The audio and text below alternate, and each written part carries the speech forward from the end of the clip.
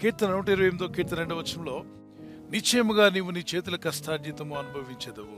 ఎవరి జీవితంలో దేవుడు ఇలాంటి ఆశీర్వాదాన్ని ఇచ్చాడు? యోబు గ్రంథం 1వ అధ్యాయంలో 8, 9, 10 వచనాల్లో అతని చేతుల కష్టార్జితం నీవు ఆశీర్వదిస్తున్నావు గనుక అతడు గొప్పవాడయ్యాడని సాతానుడు సాక్ష్యం ఇస్తున్నాడు. దేవుని ముందు నిలబడి అంటాడు, అతను అంత గొప్పవాడు ఎందుకయ్యాడు? యోబు మొదట్లో కొద్దివాడే కదా, మహా అభివృద్ధి పొందుకున్నాడు. ఎలా అభివృద్ధి పొందాడు అంటే దేవునితో అంటున్నాడు, ఓ దేవా, నీవు అతని చేతుల కష్టార్జితం అంటే ఆ భక్తుని చేతుల కష్టార్జితం నువ్వు ఆశీర్వదించావు. దీవించుచుండు చేత అతని ఆస్తి దేశంలో గొప్పదైంది. దేవుని బిడ్డలారా, మన చేతుల కష్టార్జితం ఏదైతే ఉందో, మనం ఏదైతే కష్టపడుతున్నామో, మన ప్రయత్నాలు, మీరు చేస్తున్న ప్రయత్నాలు, మీరు పడుతున్న కష్టం, మీ ప్రయాసలు ఇవన్నీ ఫలించాలి. మీ కష్టార్జితము లోకుల పాలు కావద్దు, రోగాల పాలు కావద్దు. మీ యొక్క కష్టార్జితము అన్యుల పాలు కాకుండా మీరు అనుభవించేలా దేవుడు చేస్తాడు. అంటే అపవాదికి కూడా తెలుసు, దేవుని చేత దీవించబడిన వారు ఆశీర్వదించబడతారు. యోబు మొదట్లో కొద్దివాడే, చిన్న వ్యాపారి, చిన్న ఉద్యోగం, చిన్న ఆస్తిపాస్తులు చాలా తక్కువ కలిగిన, తుదను మహా అభివృద్ధి చెందాడు. ఉన్నత స్థాయికి దేవుడు తీసుకువెళ్ళాడు. ఎందుకంటే యోబులో ఒక 5 గుణాలు మంచిగా కనిపిస్తున్నాయి. అతను దేవుని యందు భయభక్తి కలిగిన వాడు, 2వదిగా యథార్థవంతుడు, 3వదిగా న్యాయవంతుడు, 4వదిగా చెడుతనమును విసర్జించిన వాడు, 5వదిగా యోబు గ్రంథం 1:5లో ఉంటుంది, అరుణోదయముననే లేచి ప్రార్థించేవాడట. అరుణోదయము అనగా ఉదయకాలము లేచి దేవుని సన్నిధిలో ప్రార్థించేవాడు. తన కోసమే కాదు, తన భార్య బిడ్డల కొరకు, తన యవన కుమారులు, యవన కాలంలో ఉన్నటువంటి తన కుమారులు కుమార్తెలు ఒకవేళ దేవునికి విరోధమైన తలంపులు తలించారేమో, యవన కాలంలో వారు దేవునికి దూరం అవుతున్నారేమో, దురాలోచనలో పడిపోతున్నారేమోనని వారి పాపంలో కూడా ఒప్పింపు చేసి వారి కోసం కూడా విజ్ఞాపన ప్రార్థన చేశాడు. తన కుటుంబాన్ని, తన జీవితాన్ని, తన కుటుంబాన్ని, తన పిల్లలను కూడా దేవుని మార్గంలో పెట్టడానికి ఇష్టపడినటువంటి భక్తుడు బహుగా దీవించబడ్డాడు.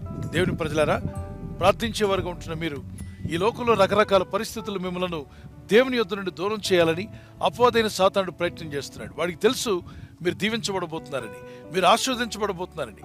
ఈ భక్తి, ఈ ప్రార్థన కొనసాగితే ఖచ్చితంగా ఆశీర్వాదాలు మీ మీదకి రాబోతున్నాయని తెలిసిన అపవాది మిమ్మల్ని భక్తి లేని వారిగా చేయడానికి మీ పరిస్థితులు మీకు చూపిస్తూ ఉంటాడు. నువ్వు ప్రార్థన చేస్తున్నావుగా, నీకు ఇంకా శోధన ఎందుకు ఉంది? నువ్వు ప్రార్థిస్తున్నావుగా, ఆ శోధన నీకు ఎందుకు రావాలి? నువ్వు ప్రార్థిస్తున్నావుగా, ఈ శ్రమలు నీకు ఎందుకు రావాలి అని మన సమస్యలు, చిన్న చిన్న సమస్యలు మానవులు అన్నాక సహజంగా ఉంటాయి. అయితే అపవాది నీకున్న రోగాన్నో, నీకున్న సమస్యనో, ఆర్థిక ఇబ్బందుల్లో మీకు చూపించి అవి పెద్ద మౌంటైన్లా చూపిస్తాడు.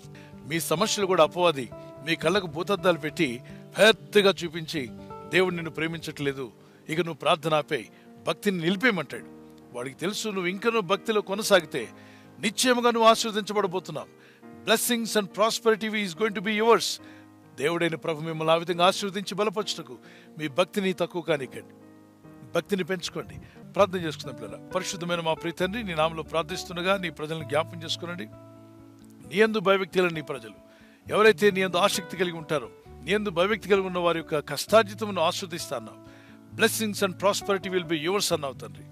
Lord, teach us how to have more fear of God. దేవుని పట్ల భయభక్తిని పెంచుకోవడం నీ ప్రజలకు నేర్పండి. నీ ఆత్మతో నింపుము నాయన. శోధనలో, శ్రమల్లో, కష్టాల్లో ఉన్న నీ ప్రజలకు విడుదల యేసు నామంలో దయచేయమని అడుగుతున్నాను. నీ కనికరం గల నామములో ప్రార్థిస్తూ ఉండగా రోగులైన వారందరినీ శిరస్సు మొదలు అరిపాదం వరకు, వారి అవయవాల్లో ఏ అనారోగ్యం ఉందో, ఏ బలహీనత ఉందో, ఏ ఆర్గాన్ సరిగా పనిచేయట్లేదో నువ్వు ఎరిగి ఉన్నావు మా తండ్రి. నువ్వు పరమ డాక్టరు, పరమ వైద్యుడు, నీకు సమస్తము సాధ్యమే. నీ పరిశుద్ధ నామములో ప్రార్థిస్తుండగా మీ గాయపడిన హస్తము చాపి రోగులైన వారందరినీ యేసు నామములో ఇప్పుడే స్వస్థపరుస్తున్నందుకు స్తోత్రం. Let them receive healing in Jesus' name. From head till the toe of their feet, receive your healing in the name of Jesus Christ. యేసు క్రీస్తు నామములో మీకు స్వస్థత, సమాధానం కలుగును గాక. మీకును మీ కుటుంబాలకును అభివృద్ధి కలగాలని ప్రార్థిస్తున్నాను. నీ యందు భయభక్తి గల వారికి ఏ మేలు కొదువై ఉండదని సెలవిచ్చుదాం. ఈ వాగ్దానం వింటూ ప్రార్థిస్తున్న వారి జీవితాల్లో ఏదైతే కొదువుగా ఉందో ఆ కొదువ యేసు నామములో తీర్చబడునుగాక. అనుదినము నీ కృపను, నీ దయను తలుచుకుంటూ నిన్ను స్తుతిస్తూ జీవించే కృపను మాకు దయచేయండి.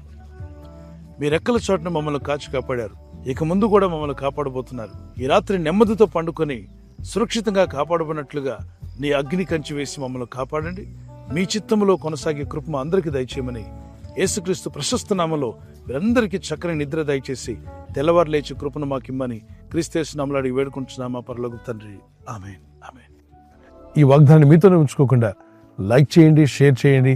అనేకులు ఈ యొక్క ఛానల్ సబ్స్క్రైబ్ చేసుకోమని తెలియపరచండి. సబ్స్క్రైబ్ చేయని వారు కూడా సబ్స్క్రైబ్ చేయండి. Good night. God bless you.